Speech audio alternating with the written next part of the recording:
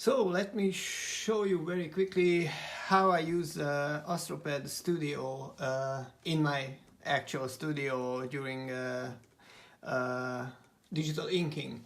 As you can see, my setup is pretty straightforward. I have a 10.5-inch iPad Pro that sits on an Elevation Lab iPad stand, which is very sturdy and keeps it firm. And it has this rubbery surface that basically doesn't let the iPad move under my palm as I draw on it. So it's a very convenient setup. I set it up relatively flat, of course, so I can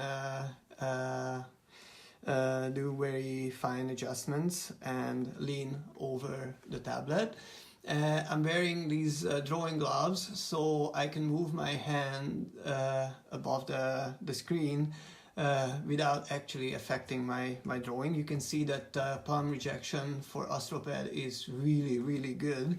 As I touch it with two fingers, I can move around, but as I touch it with my palm, nothing really happens. My iPad is connected with my computer by a single USB-C to Lightning connector, and I'm actually using Astropad's new invention, the Astropad Luna connector that allows me to use my iPad's retina resolution up to its full capacity. You can find the review of the Luna display and find out more about it on our digital epigraphy website, of course. I'm also using, when I'm in the studio, I'm using I use my deluxe designer keyboard. Since it's connected to the same computer, I can use the shortcuts preset on the deluxe to navigate my iPad and Astropad, which is actually very cool. So basically this is the setup. As you know from this review, shortcuts are available not just on the deluxe keyboard, but shortcuts can be set up in Astropad. So I can do the same zooming just by hitting zoom in and out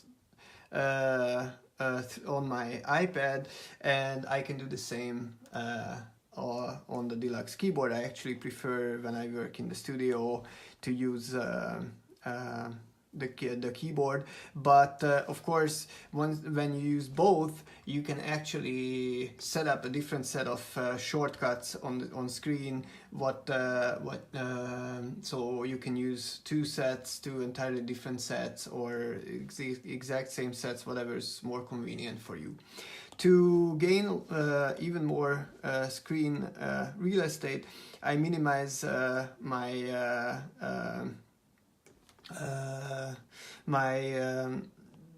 Photoshop windows on the upper right corner of the screen.